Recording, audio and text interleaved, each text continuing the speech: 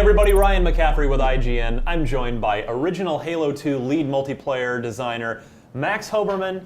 And why is that, hey, Ryan. Max? That is because you are personally overseeing at your company, Certain Affinity, the anniversary multiplayer, the 6 maps that you guys are redoing here as part of Halo the Master Chief Collection. And this one is obviously Zanzibar, but per tradition, you have to rename it to something else. We do, yes. That's mandatory, actually. This map is now called Stonetown. Why is that? A little different. I gave all the original maps their names and picked Zanzibar, which was funny because everyone was like, Zanzibar? That makes no sense. We call maps like Blood Gulch and Sand Trap and things like that. Yeah, Hang 'em High was a good name. But so it was really contentious, but it became very iconic. I think people really took to the name. So this one was tough to name, but we ended up going back to a reference to Zanzibar. I think, if I recall, Stonetown's part of the old city in Zanzibar. Oh, interesting. So still very So this is our first look at the Warthog in this Xbox One engine. You know, this remake engine. Should look like a Warthog. Look at that. It should. It's a nice suspension there. Yeah, it should be pretty authentic. Looking sharp. We had to do a lot of work to try to get some of this stuff back in its old form, actually. So, of course, the original full suite of Halo 2 multiplayer is there. These 6 maps are in addition to that. I don't think this was on, because I don't think we shipped with this. Because Halo 3 had a little bit of a difference. Though this was planned for Halo 2, the Mongoose, so it's nice to get it back in there at least. Yeah, so, I mean, obviously those are some of the first, you've got the, this is a new sandbox made to approximate Halo 2, and you've made some changes. One, I'm noticing that on the radar, vehicles show up as with their little vehicle icons. Yeah. Some of that stuff is stuff we really actually liked a lot from Halo 4 and wanted to carry over. We tweaked the way that some of that stuff worked, but there are some good features there that we wanted to borrow and kind of tweak a little bit to make work. We were talking about the weapon indicators when we were looking at, I guess, Ascension earlier, Zenith, stuck between the old and new names. But you see the vehicle indicators on there. So tell me about, obviously, you've got, you're going to do 6 remake maps.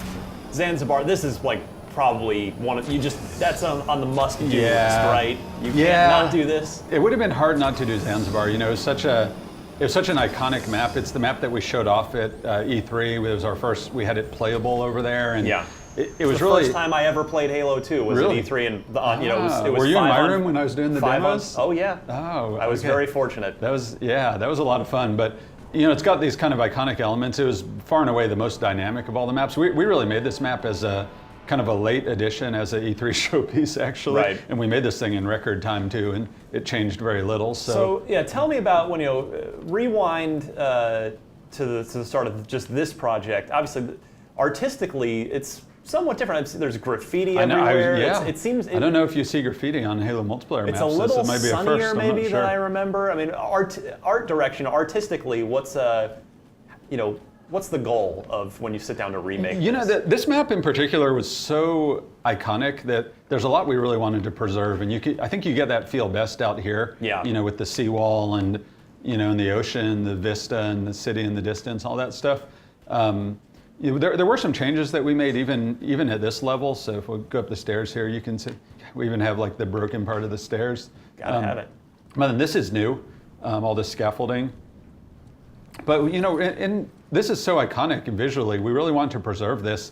But let's see, head back here towards the base. This looks so see, good. That's awesome. We made a few changes, and we really wanted to kind of convert this to be this human base. You kind of see, I guess it always was to a certain extent, but this is where we really took the most liberty to, kind of change it up and make it look a lot different and make it look different than the original and really look like this part of this larger structure right here. Right, installation. Yeah. This one I would say in general, though, we didn't really want to radically alter the visuals of this thing. I need to get some of my environment artists to come talk to you about the choices on here, though. This one I wasn't as involved in, honestly. When this was remade in Halo 3, it just didn't feel the same. And so, do you go back do you go back and play a bunch of the original Halo 2 variant and then sort of try to remind yourself of the essence of this? Oh yeah, our guys definitely went back. I mean, I knew this map really, really well, but I know all of our designers went back and artists too, and they played the originals. There's a few differences though.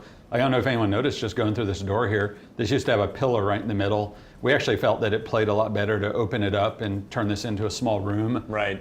So inside the base is actually changed. There used to be, I think, 4 pillars in here. We changed it to these 2 center pillars and opened it up. It was a little claustrophobic before, tight in places, so we kind of opened it up intentionally. So we took some liberties and we made some changes, but we wanted to preserve the aesthetic and really, we really wanted it to feel like the original. It's just such a classic map, so iconic. And then there's a few changes. We talked about. What is new. this? That's new right there. Just a little grenade shoot. Yeah, a little grenade shoot. I think you can duck through there. I think. Well, all right. I hate doing trick jumps on video, but here we go. Theory, no pressure, Max. In theory, nice. Yeah, there we go. In theory, you can actually jump up through there. So you can there's surprise the crap out of somebody doing that. A couple of tweaks we made. I don't remember whether I don't think this was in the original. I think this is new. This is a bridge that lets you drop that bridge. I thought it was still there. I thought that was there originally. I can't remember and then anymore. I know there's another bridge over here. And then is the sword still underneath the fan? Oh yeah, of course. Or inside the fan? Of course. Oh, there it is. No, terrible. The other thing I got to know, one of the best Easter eggs. You used to be able to knock that sucker out of there. I hope you still can. One of the most fun Easter eggs in Halo 2 was the gate control. You'd hit it and it would trigger a blue screen of death, an old Microsoft Windows joke. I'm sure Microsoft people loved us for that. We had to make a few changes, and nothing to do with the blue screen of death, but there was this will be interesting. This is all forgeable, so you can actually go back and change this, and you can stick the switch right there if you want to. But we actually wanted to change it. Yeah, so. I don't know if I can do it with this weapon, but yeah, the switch is actually over here, and you can hit it at range. Interesting. So it's kind of we wanted to make it a little more accessible, a little easier to hit that switch, not so easy to lock it down. So if I should have picked up a weapon along the way here. If you're over here, you can actually get an angle on that thing, and you can trip the gate. But we also wanted to better associate the switch with the gate for new players who don't really understand that connection. But again, all the stuff is forgeable. You can go back. I don't actually know off the top of my head whether you can still have the blue screen message, but you can definitely put the switch back on its old pedestal if you want. But this is classic Halo right here. It's got a lot of these features out. I need to go get another weapon. This is not what I want, so let me grab another weapon. I'll show you some stuff. I need over here. weapon. That's right. Sorry, had to do it. Well, here, this should work. Yeah, you can still drop the blinds if you guys recall. You can still drop these guys, and they still behave the same way. You can kind of poke your head out, and all those subtleties are maintained. These guys are still destructible. It'll take a little bit to knock them down. Cool. Yep, those guys are still destructible. So all those subtleties. And those turrets were still up there as well? You still got rocket ammo hidden out here. But then there's a few changes we made too.